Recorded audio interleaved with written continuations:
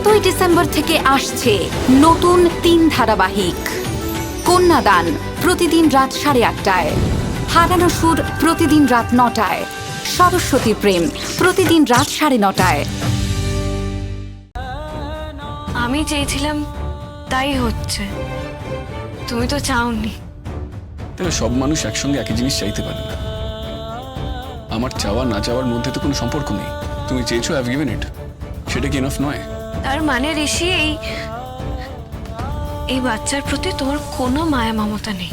দেখো, বাচ্চার প্রতি আমার মায়া মমতা না থাকলে আমি এতটা সাবধান করতাম না। আর তোমার প্রতি আমার যথেষ্ট মায়া মমতা আছে। তোমার ব্যাপারে আমি কেয়ার করি বলেই আমি এতটা সাবধান করি তোমাকে, যাতে তুমি কোনো বিপদে না পড়ো। তুমি আমাকে এত ভালোবাসো, তুমি এত রেসপন্সিবল, তাও তুমি আমাকে কথাটা জানালে না। শুধু তোমাকে কেন, যারা সত্যি সত্যি এই বাড়িতে জাহ্নবীকে ভালোবাসতো তাদেরকেও তো বলিনি। জাহ্নবীর নিজের মাকে বলিনি, আমি আমার নিজের মাকে বলিনি। তাহলে তোমার কেন মনে হচ্ছে আমি তোমাকে বলতে যাব? কারণ ঋষির জাহ্নবী শেষ কয়েকটা বছর আমাদের বাড়িতে ছিল। তাতে কি এলো গেল? তোমরা কি কোনোদিন খোঁজ করেছো? তোমরা কি ওর ব্যাপারে কোনোদিন কাগজে বিজ্ঞাপন দিয়েছো, থানা পুলিশ করেছো, অন্য কোনোভাবে খোঁজ খবর করেছো? করনি তো। তাহলে তোমাদেরও ইচ্ছে ছিল না জাহ্নবীর খোঁজ পাওয়া যাক? সেটাও তো একটা কথা। ও, এখন তাহলে আমাদের দোষ হয়ে গেল বলো? দেখো, কারোর দোষগুণের কথা আমি বলছি না, যা সত্যি আমি সেটাই বলছি। আচ্ছা, তুমি কি অস্বীকার করতে পারবে তোমরা যে এইসব কাজ করনি? আচ্ছা, অন্য কোনো ক্ষেত্রে তোমরা এইসব কাজ করতে না? ধরো আজ তুমি মিসিং হয়ে যেতে, তোমার বাবা কি হাত গুটিয়ে বসে থাকতেন? আচ্ছা, তুমি কি ইনিশিয়েটিভ নিয়েছো? তারপর থেকে আজ পর্যন্ত জাহ্নবীকে নিয়ে কোনো কথা বলেছো তুমি? কোনোদিন মনে হয়েছে মেয়েটা কোথায় গেল? একদিনও তো আমার সঙ্গে আলোচনাও করনি। সব কি দায়ভার আমার?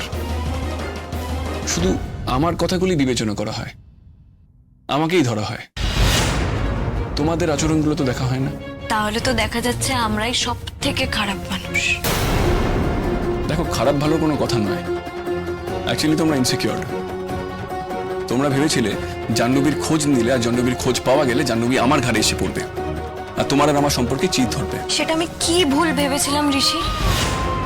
কারণ এরকম ঘটনা তো ঘটেওছে আগে। আমাদের সম্পর্কের যা কিছু উত্থান পতন, যাই কিছু, সব তো জাহ্নবীর জন্যই। ও সরে যাওয়ার পর তো আর কোনো প্রবলেম হয়নি। তাহলে সেই কারণেই আমিও জাহ্নবীর কথা বলিনি। আমি তো কোনো প্রবলেম চাইনি। তুমি হঠাৎ সেদে জাহ্নবীর কথা জানতে চাইছো কেন? আমার কি মনে হচ্ছে জানো তো, এখন থেকে না নতুন করে যোগাযোগ শুরু হবে। শোনো, আমি তোমাকে আবার পরিষ্কার করে বলছি, একই সেক্টরে যখন কাজ করছি দেখা হবেই। আজ না হলে 2 বছর বাদে হবেই। তাই সেই দেখাটাকে তুমি অন্য কোনো শর্ত দিয়ে থামিয়ে দিতে পারো না। একটা মানুষের সামনে দেখা হলেই সবকিছু যে ভাঙচুর হয়ে যাবে, এলোমেলো হয়ে যাবে, তা কিন্তু নয়। দেখো, মানুষের মনই আসল। আমার মনে যদি সত্যি সত্যি জাহ্নবী থেকেই থাকে, সে দেখা হোক বা না হোক, জাহ্নবী আবার মনে থেকেই যাবে। ঠিক করে বলো তো ঋষি, জাহ্নবী শুধু তোমার মনেই আছে তো? আমি এসব নিয়ে কোনো কথা বলতে চাই না। এই ডিসকাশনটা এখানে বন্ধ হোক। কেন কথা বলতে চাইছো না তুমি? তোমাকে ভয় পাচ্ছ ঋষি? কিসের ভয়? সত্যি কথা না বলতে পারার ভয়?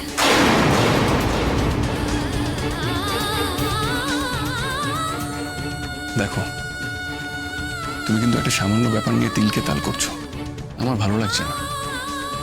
আমিও কিন্তু সারাদিন পরিশ্রান্ত হয়ে বাড়ি ফিরি।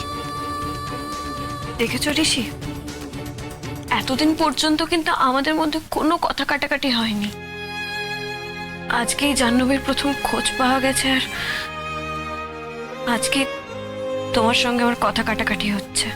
শোনো, এতদিন ধরে আমি জাহ্নবীর কোনো কথা তুলিনি, তাই কোনো কথা কাটাকাটি হয়নি। জাহ্নবীর কথা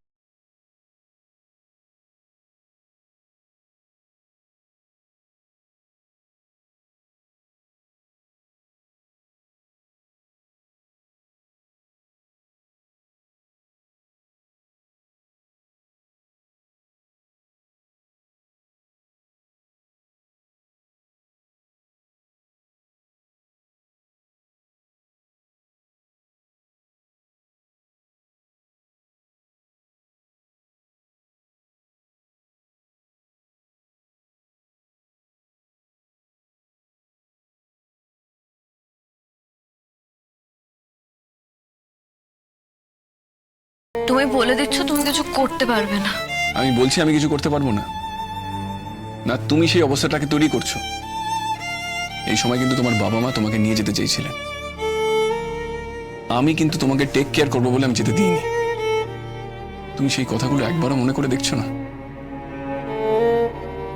কাঁদছো কেন? কান্নার কি হয়েছে? আমার খুব ভয় করছে ঋষি। কিসের ভয়?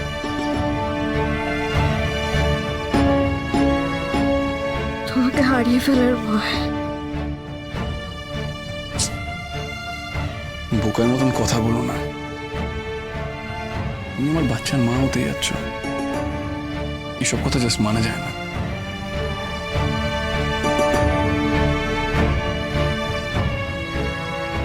তুমি এখনো জাহ্নবীকে ভালোবাসো তাই না?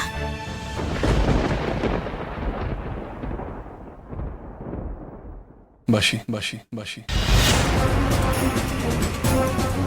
বাসো? তুমি কি ভেবেছিলে আমি জাহ্নবীকে মন থেকে মুছে দিয়েছি?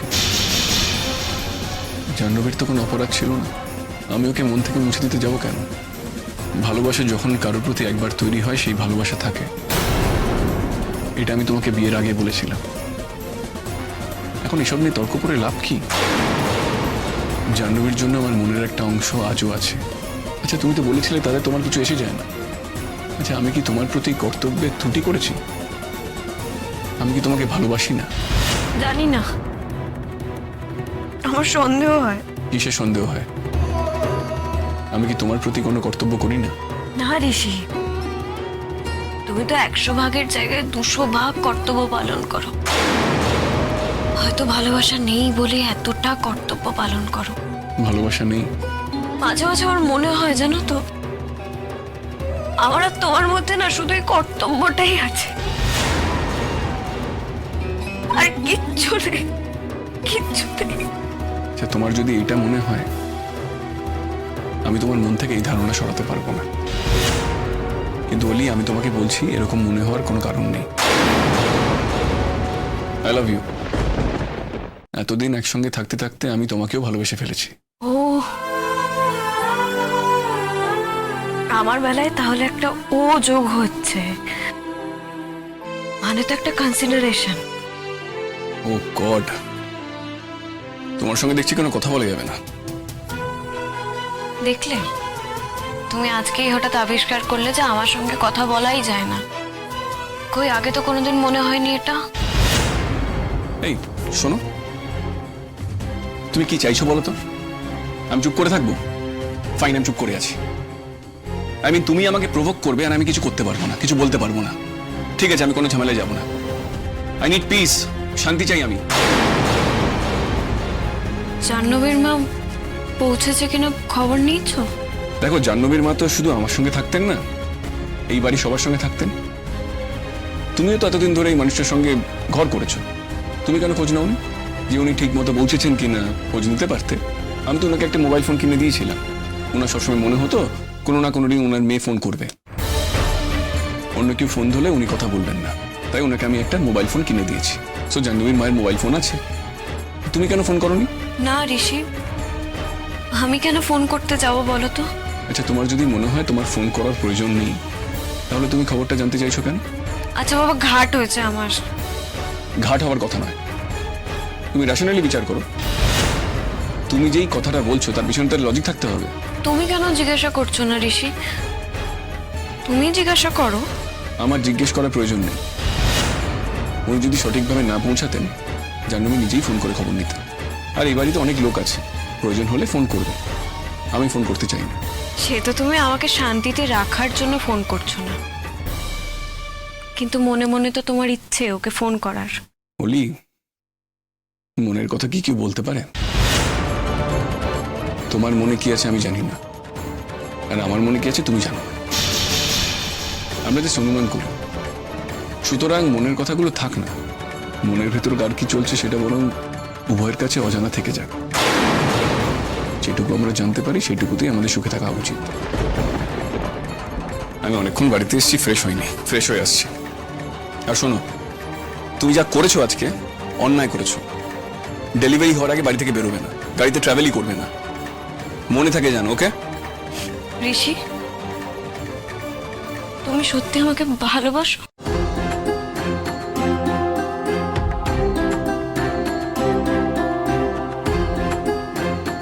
সেটা তোমাকেই বুঝে নিতে হবে। তোমার যদি মনে হয় আমি তোমাকে ভালোবাসি না, আর তার জায়গায় আমি যদি হাজারও ভালোবাসি, তাও তুমি বিশ্বাস করবে না।